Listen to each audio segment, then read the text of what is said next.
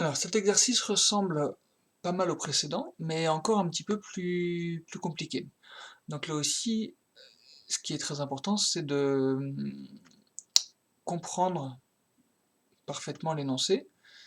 Et donc pour ça, il faut travailler un petit peu sur la représentation.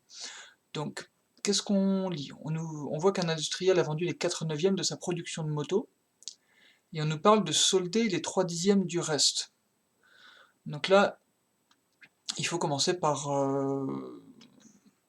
avoir une petite idée de ce que ça veut dire ce reste, et on voit qu'on a, comme d'habitude, des fractions, mais en nous parlant d'une fraction de quelque chose. Et c'est toujours ce qui est très important sur les fractions, c'est une fraction de quoi? Ici, 3/10 du reste, 4/9 de sa production.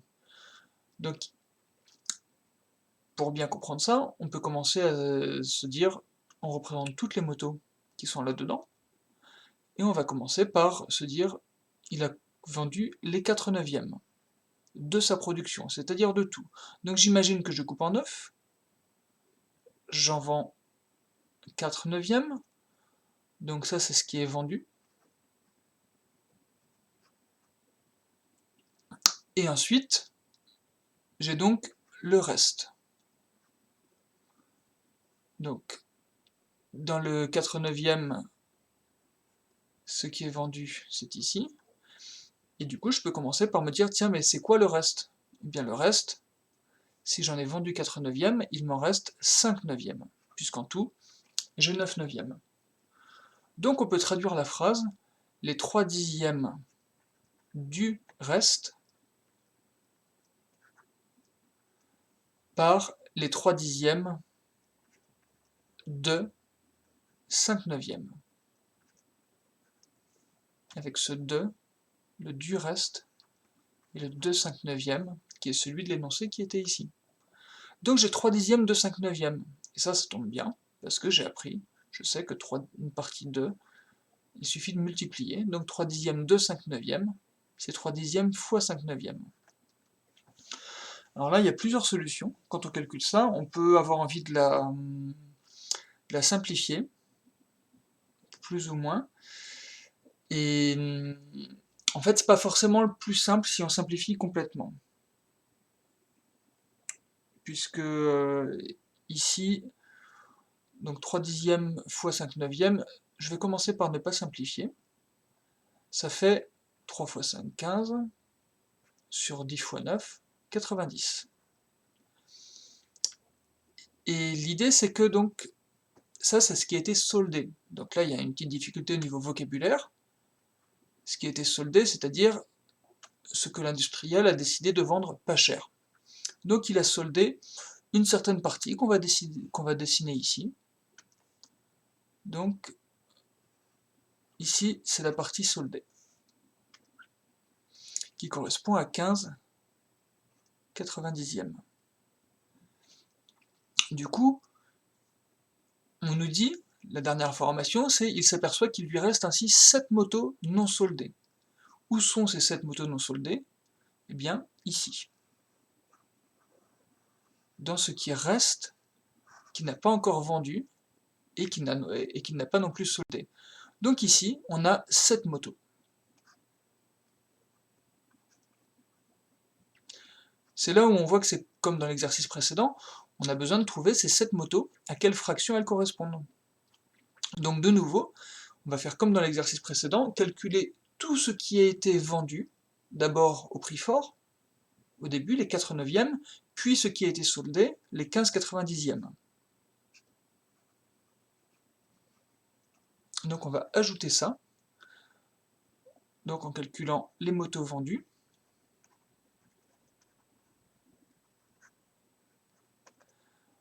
sont donc d'abord les 4/9 de la production, puis les 15/90. Alors pourquoi est-ce que j'ai pas simplifié ici au début? Parce que, vu que je me disais qu'il allait falloir additionner les deux, les motos vendues plus les motos soldées, ben si on simplifie, c'est pas toujours plus facile après d'additionner. Alors que ici, je dois chercher un nombre qui est un dénominateur commun pour 9 et pour 90. Et du coup, c'est pas si compliqué. je vois bien que 90 est déjà dans la table de 9. Donc je vais pouvoir tout laisser sur 90. Comment? Eh bien en multipliant 9 par 10. Et donc en multipliant aussi 4 par 10 pour avoir le numérateur qui est converti aussi. Donc ici je vais avoir ces 4 neuvièmes qui sont convertis en 40 90e, plus les 15 90e des motos soldés, ça me fait en tout 55 90e. Ça, c'est les motos vendues. Au total, il a vendu d'abord 40 90e qu'il a vendu cher, puis 15 90e qu'il a vendu pas cher, c'est-à-dire soldé. Donc, il a vendu tout ça. Qu'est-ce que je cherche? Moi, je cherche le reste. Ben, au début, j'avais forcément au total 90 90e. Donc si ce que j'ai au début, j'enlève les 55 90e, il va me rester évidemment 90 moins 55 qui fait 35 90e. Et donc ces 35 90e, ça correspond à cette moto. Alors là, quand j'en suis là, c'est quand même habile un petit peu de simplifier. 35 90e, je remarque qu'ils sont tous les deux dans la table de 5.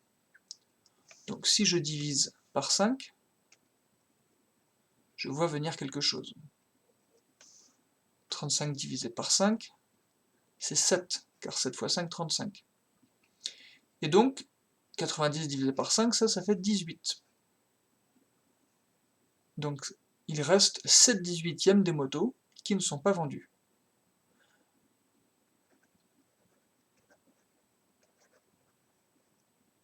Et ça correspond à cette moto.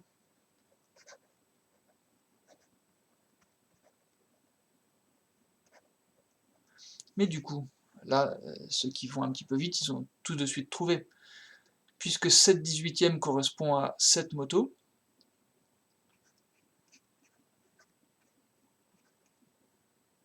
ça veut dire que forcément, 1 18e, ben ça correspond nécessairement à 7 fois moins, c'est-à-dire à une moto. Et par déduction, moi je cherchais toutes les motos, c'est-à-dire 18 18e. Donc 18 18e, eh bien ça va correspondre à 18 fois plus, c'est-à-dire à 18 motos.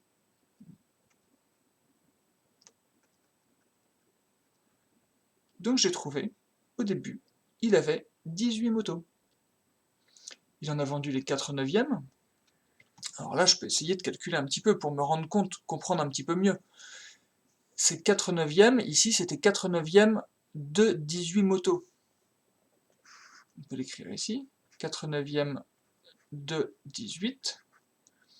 C'est 4 neuvièmes fois 18. Ça se simplifie par 2 en haut et en bas, puisque c'est 4 fois 9 fois 2 sur 9 fois 1. Donc si je simplifie ici, il me reste 8. Donc je vois ici qu'il avait vendu 8 motos.